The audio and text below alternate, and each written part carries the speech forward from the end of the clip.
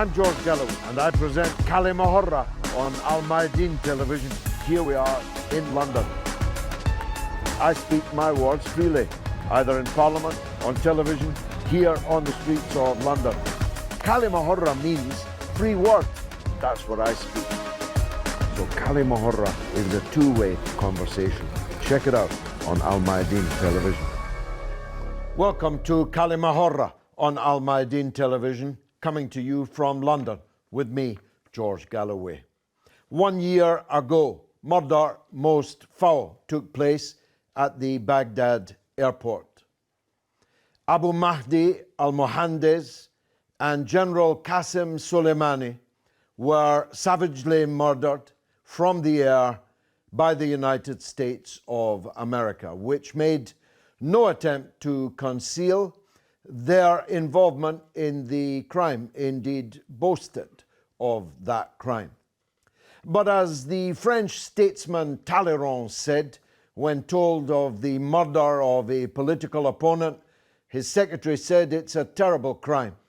He said it's worse than a crime, it's a blunder, by which he meant that the stated intentions of the killers would not only not succeed, but would likely backfire, and in the most terrible way. This, I think, is true also of the murder of General Qaseem Soleimani and the Iraqi resistance leader Mahdi al-Muhandis. The first consequence, unforeseen or foreseen, is the strengthening of ISIS and Al-Qaeda and the terrible curse of the head-chopping, throat-cutting, heart-eating extremists everywhere in the world, including in Western countries. The second consequence, certainly unforeseen, was that the murder drew together the people of Iraq and Iran, drew together the people of Iran, an outpouring of national unity, mourning, yes, but absolutely determined also, making them a more impregnable foe to the United States, the murderers, than they might otherwise have been. They have elevated both of these men into heroic stature in history even more than they already were. Because General Qaseem Soleimani, as his daughter memorably said on television, was the slayer of ISIS, was the main sword against the kind of Islamist extremism that has proliferated ever since the US and UK invasion and occupation of Iraq. All of the consequences are not yet out into the open. Iran will surely retaliate again and more severely than it already has for the slaughter of a man of very great importance in the state and a man of very great importance to the people of Iran, indeed to his co-religionists everywhere. Hundreds of millions of people around the world felt the assassination of General Qaseem Soleimani most keenly. And though it may seem a quietude exists as the United States goes into a period of transition between the president who murdered the men, President Donald Trump, and the president to come, one assumes, Joe Biden. That quietude will not last forever. I believe that the tectonic plates in the Persian Gulf shifted a little with the murder of these men, and not to the advantage of the murderers. But as always, I'm joined here by an audience of experts. I'm the enthusiastic amateur. We will be discussing the consequences of the assassination 1 year ago. Syed Mohsin Abbas, you are a journalist, an analyst, a documentary filmmaker. Let's go to you first. You must have been as shocked as anyone at the killing of a diplomat with a diplomatic passport on a peace mission in a neighboring country where the United States supposedly has fraternal relations with the government of that country, yet they had no compunction about committing murder on their soil. Tell us how you felt at the time and what you think the consequences are. I think it was just it was a pivotal moment because everything that happened before Trump had come into power was pretty much what was happening during Trump's time in terms of US policy in that region. But never had we seen something so blatant, so flagrant, and so much of an own goal, really, from the Americans, because who could defend an extrajudicial killing of this nature? I mean, it was very much on the record that General Soleimani, Major General Soleimani, was on a diplomatic mission invited by the Iraqi establishment, the Prime Minister himself, and he was also under observation from the Saudis, who were the allies of the Americans. So it was all above board. It was known. There was nothing hidden. He was even carrying mobiles, etc. So there was nothing, no subterfuge. Yet the Americans decided on absolutely no pretext to sort of basically assassinate, kill, murder, whatever you want to call it. The consequences everybody knows that could have happened at that time didn't fully materialize because of the Islamic Republic of Iran's restraint. The reality is that with the number of ballistic missiles, with the amount of military, if you like, readiness that the Islamic Republic of Iran has, they could have responded far more, if you like, assertively than they did. In the end, Ain al-Assad was the slap which Ayatollah Khamenei promised, which came pretty immediately. Again, it's been hushed up as to how many American military soldiers were actually genuinely injured, brain injuries and whatnot. More than 100. Yeah, at least 100. At first, they didn't admit any at all. Now, of course, Ayatollah Khamenei has said, as a result of what the Americans did, there will be further slaps. And the lightest of them will be that the Americans will be, if you like, dislodged or uprooted, or made very uncomfortable in the Middle East or West Asia, however you like to put it. The second slap will be the total, if you like, erasure of American presence in the Middle East. That's the second slap which Ayatollah Khamenei has promised. The third element would, I assume, be the revenge that they talk about, because they've targeted 36 individuals who have an arrest warrant out. Donald Trump is among them.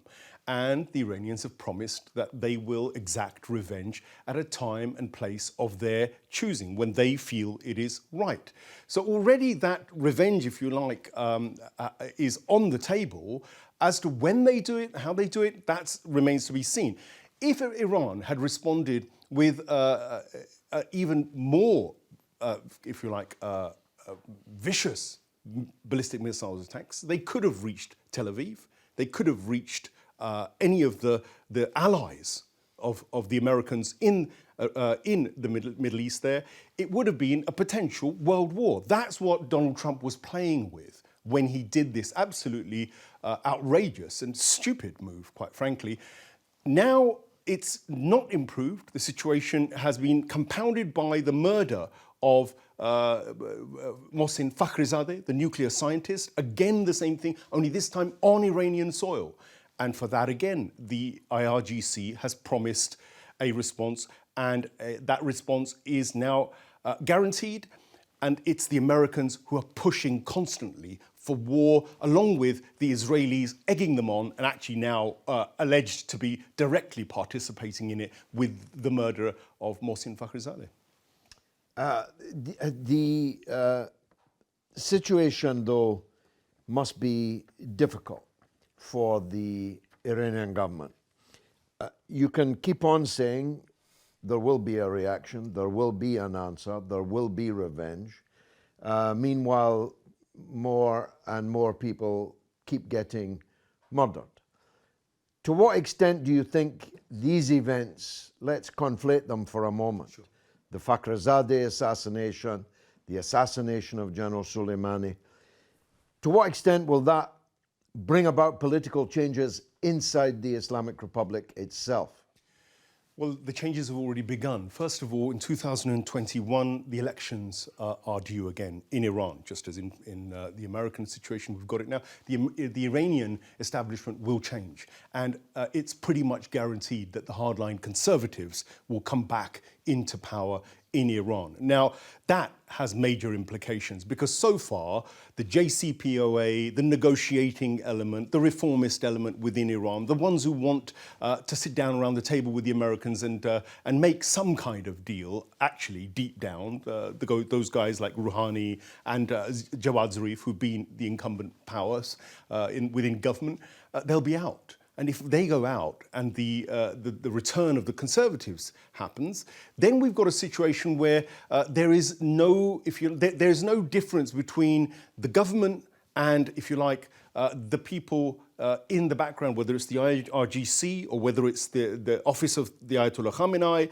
There are lots of these other conservative forces that have been, if you like, balanced off, if you like. That will no longer be the case. And what will happen is that response is far more likely to be far harsher if the Americans continue down this road of aggravating, provoking, and trying to, if you like, get a response from the Islamic Republic of Iran. This is what Israel wants, by the way, and it is the reason why the Islamic Republic hasn't responded fully, because they know right now that Benjamin Netanyahu wants a war, but he doesn't want to be the one on the front line. He'd rather have the Saudis and the UAE and the Americans fight his war for him. And the Iranians are not falling for it. They have a policy of death by 1,000 cuts in the Middle East, both for Israel and for America, I believe, and I think that's what they're pursuing at the moment. They're not going to be drawn into a battle which is initiated by them at a time when Israel requires that war. Ahmed Kaballo, investigative journalist and broadcaster, give us your overview, first of all, on the crime and the consequences. The crime itself, the reaction to the crime was quite alarming because I think Democratic Senator Chris Murphy said it's the equivalent of assassinating the Secretary of State in the United States. Yet, any attack on a foreign nation, extrajudicial killing, is only permitted by a US president if it's seen to be an imminent threat. Now, it's never been shown to us what imminent threat Soleimani and Mahdi al-Muhandis presented to the US, and there was a letter presented to the Congress, but that has been classified. We don't know what it is. The American public have not been made aware. The wider public have not been made aware. Yet the allies of the United States have not acted harshly or sanctioned them for this action. It is essentially shown the US... It's already forgotten in the West. We need to make that clear. Yeah, it's already forgotten in the West. The same with the assassination of a scientist recently. And again, I ask myself, a scientist has been assassinated, a scientist that was developing a COVID vaccine. Where's the outrage amongst the scientific community? Where's the outrage amongst the professional class? Because this isn't a politician. The mainstream media have tried to paint him as the scientist of doom and developing these nuclear weapons without a shred of evidence. And I think the reaction to both deaths shows that it's one rule for some and another rule for others. And I think the biggest problem now is Iran is seen to be part of the resistance axis. And the population in Iran want their country to resist. And at the moment, we're getting words saying that there will be retaliation, there will be further slaps. But it seems at the moment that Iranian officials and Iranian scientists are free targets, because at the moment there hasn't been any significant consequences to those that have acted aggressively against the Islamic Republic. Gerry Downing, you're a man of the left, a socialist. Why do you think these double standards, that scientists can be killed, generals can be killed, diplomats can be killed, and not only is there no outrage in the West, it's very promptly forgotten about? Why?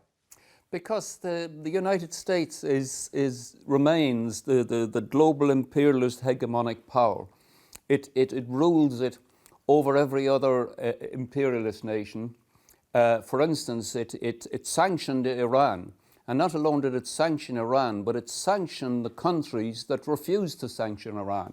It was able to do that because it has the It has the economic power, it has the power of the dollar, and it has the power of the US financial institutes and banks that are able to fine countries who refuse to carry out the instructions of the United States, although there might be nothing at all in their own constitutions or in their own laws that says that they've done anything illegal. So there was, for instance, when the Gulf War started, a journalist asked George Bush, isn't what you're doing illegal? It has no sanctions for the United States. And he said, oh, illegal, is it? I must consult my lawyer. Well, that was his cynical response, because the US doesn't recognize the International Criminal Court in The Hague. It doesn't recognize any international law against itself. It does demand that international law be imposed on other people, but not against itself or not against its own citizens. And it does not, and for instance, it affords the same privileges to Israel. Israel is likewise immune from international law, although there's various attempts. Israel assassinated 4 scientists in Iran between 2010 and 2014. It regularly assassinates opponents, including the infamous case where they had forged British and Irish passports in order to carry out these assassinations. This was in Dubai, yes, yeah. which now has normal relations with Israel that did that. Well, let's hear from David Otto. He was the director of counter-terrorism here in London. He is a certified master anti-terrorism specialist. And see if he thinks this was terrorism or anti-terrorism. David. Thank you. David, is this not state terrorism by definition? I think, George, what we've seen, especially in the case of which you've rightly mentioned, this is more of state aggression, against another state. Now, the reason why I say that is because most governments, like the United States, for example, have used the label of terrorism to carry out, assassinations against individuals that they label as terrorists. Now, whether these individuals are actual terrorists or not, the justification is seen by the brutality of the kind of, attacks that are being carried out, using drones, what I call a closer weapon and a faraway killer. So you can define this exactly as you said, as a state-sponsored terrorism. But the event of 9/11 and the issue of labeling individuals as terrorists and saying that they are being killed because they pose an imminent threat to one country or another. It's a normal tactics that the most powerful nations use as part of their geopolitics. This is not strange, and this is happening all the time. And we see that in the case that you've just mentioned. Well, I mean, based on that definition, Iran would be perfectly entitled to assassinate an American general in Bahrain or anywhere. Of course, you're very correct that as a sovereign state, Iran can carry out the same kind of preemptive strike against a U.S. general, and it would give the same excuse and say they did this on the basis of preventing an imminent threat against the Iranian government. I mean, we saw the reaction of Iran when this attack happened. Now, the channels of strategic communication that went behind the closed doors, whether there was any form of de-escalation of the situation, nobody really knows.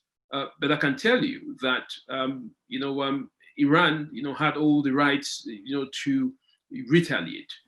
The UN Special Rapporteur has already declared this killing to have been unlawful, unlawful means, therefore, that these assassinations were murder, doesn't it? Yes, of course. These assassinations are unlawful because they're against international politics or international law. They're a breach of a state's sovereignty. I mean, there are several mechanisms that you can use to indict somebody you suspect of being a terrorist, especially somebody who works and is affiliated directly to a state. So there is no doubt that these assassinations are unlawful. Now, the issue is, what is the accountability level here? Can the UN hold the United States to account? And this is where alliances come in. What I always say to people is the United Nations is only as good as its member states. So, even though the UN will condemn it and say it is unlawful against international law, it still doesn't mean anything to the United States because they are the power brokers. So it's a matter of power politics. To be honest.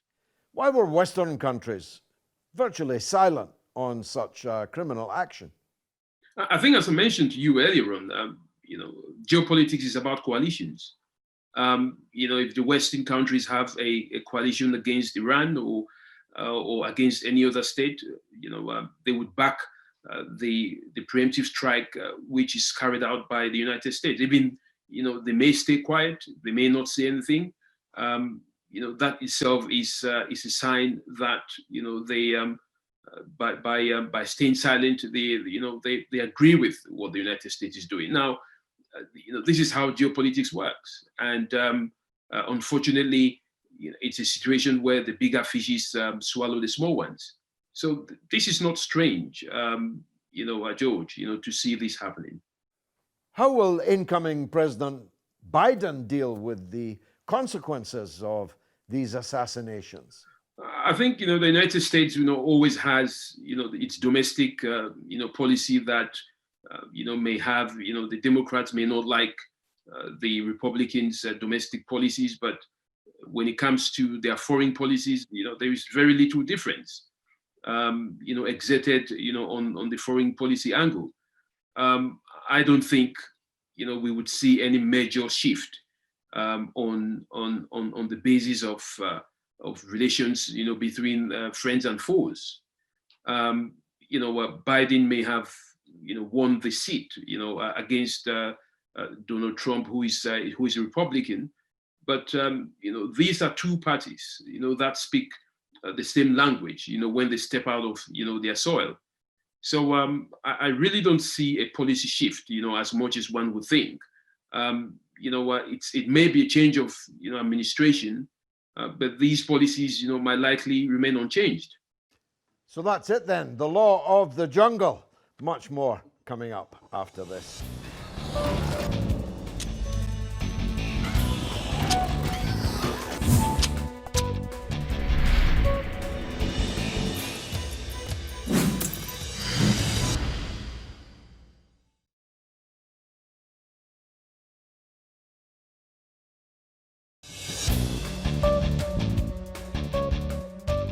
You're watching Kalima Horra with me, George Galloway, on Al Mayadeen Television on the anniversary of the murder by the United States of General Qaseem Soleimani and Abu Mahdi al-Muhandis outside Baghdad airport. Gerry, he was remarkably candid for a former senior police officer here in Scotland Yard, but he was telling the truth, I think. All this talk of rules-based order and international law and so on, it's all just lipstick on a pig. And the pig is the law of the jungle, no? Of course it is. Although the United States has declined in relative terms, there is no real rival that is going to replace them. Of course, China is rising. But Iran, in its situation, you see, it is caught in a bind. The sanctions are really hurting it, of course, it had the option to close the Strait to Hormuz. You know, my view is that Iran really didn't react very furiously because it would do more damage economically to them than it would to the United States. And they didn't react this time to the assassination of the scientist because they're thinking, well, Joe Biden is coming in and he might be a bit better than Donald Trump, and, you know. Well, let's hear from an Iraqi. Sami Ramadani is a London-based academic, but from Iraq, and he has long campaigned against both the government of Saddam Hussein and the war and occupation which overthrew him. Sami. You're most welcome. Okay. Is this not by definition state-sponsored terrorism? Of course. I mean, first of all, it's completely illegal under international law. And they have deliberately targeted two government officials because both General Soleimani and Abu Mahdi al-Muhandis are government officials, one for Iran and one for Iraq. And General Soleimani was actually invited by the Iraqi government. So he was on an official visit and he was received by Abu Mahdi al-Muhandis at the airport with his colleagues. And he was due to meet Iraq's officials, I think including Iraq's prime minister, within few hours of his arrival. So he was targeted, both of them, and their people who were with them in the same team. They were targeted and killed. And this is, by any definition of terrorism, is a terrorist act. Some people try to limit the definition of terrorism to only non-state actors, while really the essence of terrorism is to target people outside of any legitimate war theaters or Geneva Convention rules or international law. Anything outside these, targeting people like this is an act of terrorism, of course. Why has the US been so cavalier about Iraqi sovereignty? After all, that was the reason they gave for invading and occupying Iraq, to return sovereignty to the Iraqi people. Yes, absolutely. I mean, if one considers the incident from the point of view of Iraq's sovereignty, it shows the complete disregard that the United States has for the Iraqi people and their sovereignty, and the sovereignty of Iraq as a state. In fact, the act of its occupation was to destroy Iraq's sovereignty. And Iraq, until today, lacks full sovereignty, lacks full independence because of the presence of US forces, US undue influence through their US embassy, still the largest in the world, is in Baghdad. And their interference in Iraq is really outrageous, whereby they trample upon all diplomatic norms, political norms, and they pay no regard whatsoever to Iraqi sovereignty. I'll give you one good example. Iraqi parliament, at the request of the Iraqi government, passed a law, a resolution in parliament saying that the US-led coalition forces in Iraq, US-led forces, must leave Iraq. And until today, the United States says, no, we don't take that into account at all. So what sort of respect for sovereignty? And this assassination, this great crime, was done precisely because the United States has no respect for Iraq's sovereignty. In fact, it has no respect for any sovereignty across the world, because they often violate people's and states' sovereignties. Why are Western countries so silent about what is so obviously an act of state terrorism? Yes, because they have a hand in destroying Iraq's sovereignty. And they have a hand in encouraging Israeli acts of aggression in the region. They have a hand in all this. And in fact, the Iraqi parliament's resolution and former Iraqi government's request for the US forces to leave Iraq wasn't only about US forces, but US-led forces. And they include forces from Britain, Australia, other countries. And the resolution that was passed was for all these foreign forces to leave Iraq.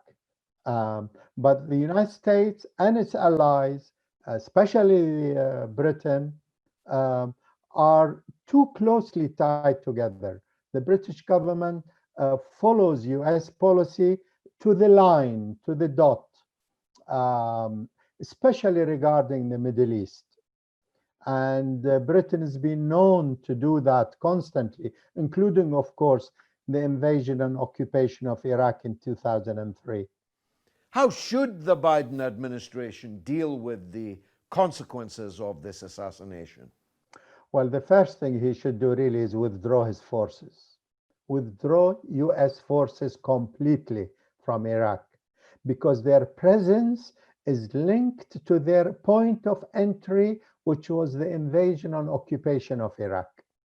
And the forces they have today in Iraq are what is left of their occupation forces in 2003. So step number one is to remove their forces. Step number two, lift the sanctions on various peoples, personalities, states, including, of course, Iran, which is during the coronavirus pandemic is really an international crime to impose sanctions on peoples and states, because these sanctions are affecting ordinary people in their tens of millions. And during a pandemic like coronavirus and COVID-19, it is a major humanitarian crime, a war crime, in fact, to impose sanctions on people. So these are the two most important steps. Step number three is to ask its military base called Israel to stop committing aggression in the region. If he does these three things, then the region could start experiencing a bit of peace, a bit of tranquility for development, for economic progress, for political progress. Peoples of the region can solve their problems together. But the presence of the United States in this nasty sense, military, diplomatic, economic, and support for Israel and support for Saudi war on the people of Yemen, millions of Yemeni people backed by the United States and with the Saudi-led war on them, are suffering enormous hardship today in Yemen. So these are elements that could, if the United States is serious about peace in the region, these are the steps that they should be taking urgently.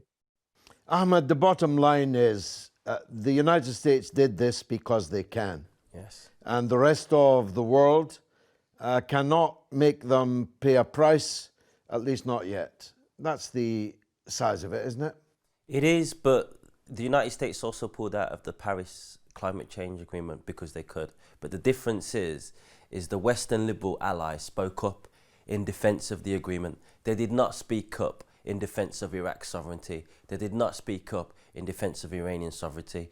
Now, the crime was committed outside of a civilian airport. I've been to Baghdad airport. What about the passengers that were getting on their trip? What about the fact that this crime was done in the capital of a country that the United States claims to have liberated? What about the parliament voting overwhelmingly to remove forces? The whole reason why the United States went to Iraq was to bring democracy. and then when democracy is in action, they choose to ignore that. Syed Mohsin, that's true, isn't it? what we have here is a kind of stasis. Iran can't really get back at the United States, but the murder and the reaction to it has made it plain to the United States that neither can they destroy the Islamic Republic of Iran. Literally speaking, yes. And what we can't forget is that the more the Americans push the Islamic Republic of Iran into a corner with the sanctions, with the wars, with the threats, all it's done is made the Iranians pick policies which have made them self-sustaining. And the thing that everybody has to recognize is that Major General Soleimani, being who he was, the head of the resistance, the key strategist of the resistance against, if you like, Takfiri terrorism in that region. And who are the Takfiri terrorists? Let's look at it very carefully.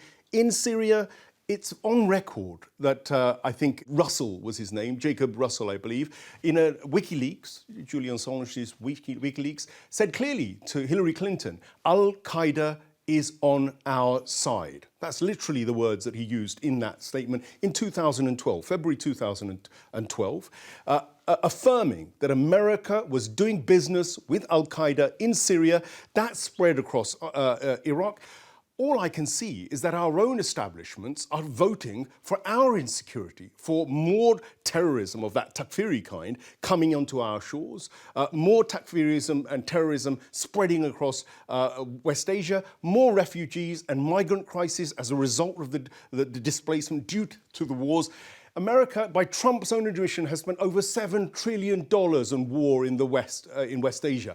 What he said, we've achieved nothing for it. Yet when he's come in power, he's done nothing really to stop or avert that policy because it's not in his control, I believe. It's part of an out-of-control industrial military complex, which just makes money. But it was his decision to murder these two men.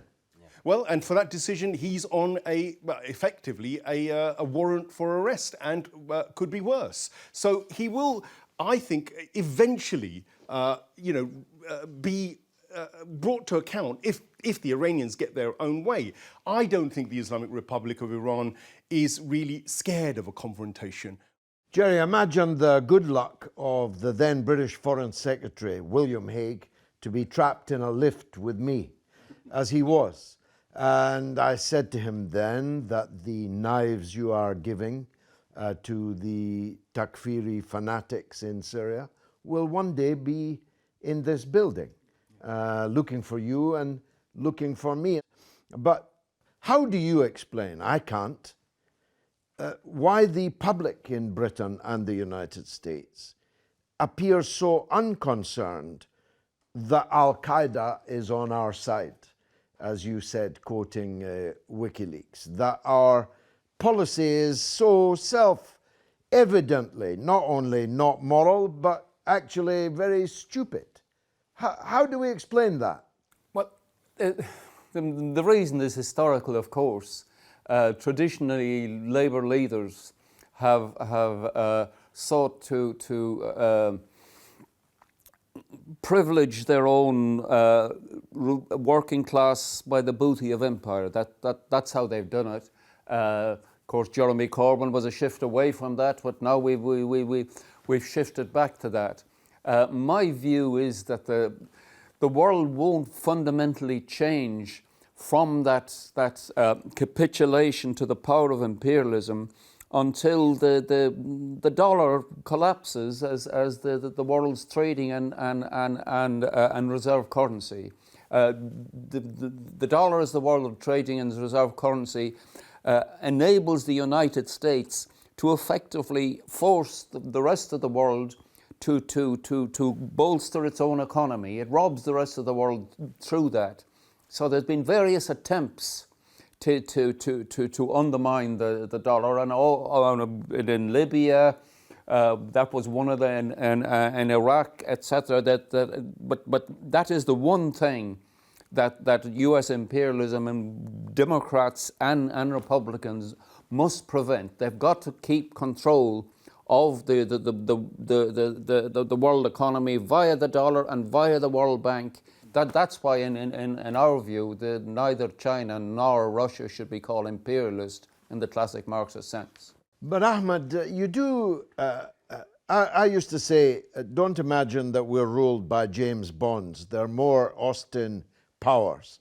Donald Trump was about as close to being an Austin Powers, almost literally, as it's possible to imagine. See, that's my point. It's not that these crimes are crimes, it's that they are blunders. They are actually going to achieve the precise opposite of what they're intended to achieve. Explain how we got to the stage where Austin Powers was running our foreign policy. Yeah, I mean, I want to answer the question that you asked to my colleague, because the information is there. You can find out how we're colluding with these terrorists, Sure. But you have to go look for it.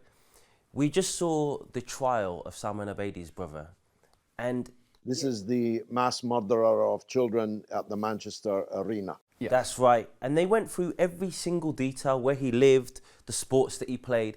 Yet in this trial and day-to-day coverage, they never once exposed the links of how MI5 supported the groups associated to his family to go and fight in Libya. Gave This them... was the Libyan Islamic Fighting Group. The clue was in the name. Yeah. Yes, and so if you're a British citizen and you're distracted by the Keeping Up with the Kardashians and all these all these different shows that are on TV, you're not watching the news, you have to go and find the information. The information's not there. When you watch BBC News, when you watch Channel 4 News, when you watch ITV News, and you think they're going to tell you, they don't tell you. They omit the most important part of the story. And I think until we see alternative media, independent journalists, empowered, where they have the same influence as the mainstream, then the everyday British citizen is simply not going to know.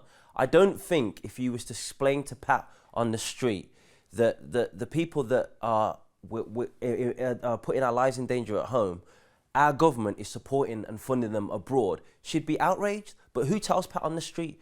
Who has Pat's ear on the street? Unfortunately, it's not us at the moment, and that's something that we need to work towards. Good point, and I accept it entirely. But I was one of the leaders of an anti-war movement in the run-up to the Iraq War that put millions of people regularly on the street against the upcoming war on Iraq. There was nothing. There's no response to the killing of General Soleimani. No response to the killing of the scientist Fakhrizadeh. So it seems like we've gone backwards. Yeah, I mean, that's a great point. If you look at the war on Libya, there was hardly any mobilization on the street. So what's happened from 2003 to 2011, in which people who were so outraged at the actions of their governments abroad seem to be desensitized? I don't know what it is. Maybe it's the fact that they don't feel there's any real change, and when there is a potential of change, such as Jeremy Corbyn, then you see all elements of the media demonize him for the bike that he rides, to the graves that he's visited, and again people become desensitized, demoralized, and now we're seeing people leaving the Labour Party in their droves because they don't believe in the system and the people that represent them. Syed Mohsin, it's a kind of infantilization process, isn't it? We had in 2002, 2003, I used to speak at 3 meetings every day in different parts of the country. We moved millions, but the same people are now operating the same foreign policy almost without challenge here in Britain, and it's true also in the United States. Yeah. Well, the thing is, the infrastructure or the machine that lies behind most of what runs our society doesn't change. The civil servants, the people, the mindset, the education system. If in your education system you're not training kids about politics, philosophy, spirituality, or you're not even giving them any idea about critical reasoning skills, and this is the important thing, what we've produced is people who are consumer producers. We haven't produced thinkers. We're not encouraged to think, not encouraged to criticize. We're not encouraged to ask the question. And this is the issue. Most people don't even have this question in their mind, the kind of questions that we're asking in this program, or you're asking. So therefore, they're not equipped. They don't have the skill sets and the tools, the basic reasoning, critical thinking, critical questioning skills. This is not to be underestimated. And the schools and the education system and the universities, I'm afraid, are pretty complicit in this, and it runs right through the system. Last question then, and very briefly, please. Syed Mohsin, the killing of these two martyrs 1 year ago, the killing of another in the form of Fakhrizadeh and others just much more recently. That's not the end, is it? If Israel is trying to provoke Iran and the United States into war, they're not going to stop there, are they? No, this was going to continue, and it's going to be a battle to the death. I have to put it on record. Ayatollah Khamenei says Israel has 25 years left. That is a clear gauntlet, and Benjamin Netanyahu is in the same position. The Israelis are in that same position of saying, look, this is going to go to the wire, it's going to go to the end. Now, ultimately, you have to ask the question, which of these forces has a moral backbone of some kind that you could put your weight behind? Fakhrizadeh was not a villainous man. He had no track record. He was a professional. Soleimani was a servant of the state, serving the interests of his state. And they were spiritual men. They were God-fearing men. They felt they had a cause for the oppressed. They were helping the people who were oppressed in that region. That's what they would argue, and I would tend to agree with that assessment. The Israelis, I'm afraid, on their fundamental points of justice, can't even give justice to the Palestinians who they've uprooted from their land. They have a settler colonialist mindset, which which is based on paranoia now. It's got a paranoia of their own imminent destruction. They are the most dangerous, if you like, chess piece on the board, because they will go all the way as well. And I think that unless the Americans stop that $3.8 billion a year that they give to Israel to service its existence, we're going to be really empowering, I think, a state which is capable of drawing in the whole world into a mess and a war which none of us will have control over eventually. Gerry, what's happening next? What's next in that region? Well, what's next in the region, I think doesn't, make that much difference to the global picture. I do think there is obviously a big danger that Trump will do some outrage before he goes, in order to prevent Biden making a deal with the states in that region. There is a big danger there, but Trump, his passing, his legacy won't pass that easily, and the difficulty for the Middle East is that Biden actually has a history of more wars than Trump. Than Trump did. That's a fact, isn't it? That is the difficulty, and the difficulty that's lodged in that is of course Trump is pitching to his fascistic followers, and pitching towards his fascistic followers. Well, that's exactly what Hitler did. He pitched towards his fascistic followers until he won the domestic thing, and then he made the wars.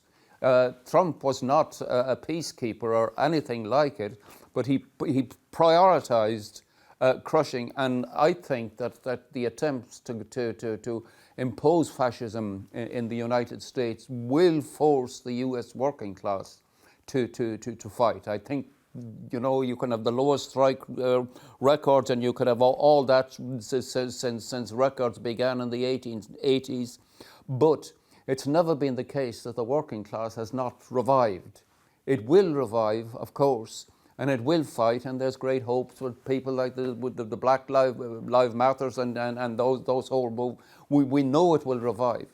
It is extraordinary, isn't it? The country that commits these crimes that projects its power all over the world is now presiding over the biggest unemployment in their country since 1935, the middle of the Depression, cannot even give $600 relief to its own people in the middle of a pandemic that has seen scores actually, of millions of people become unemployed and millions now facing eviction.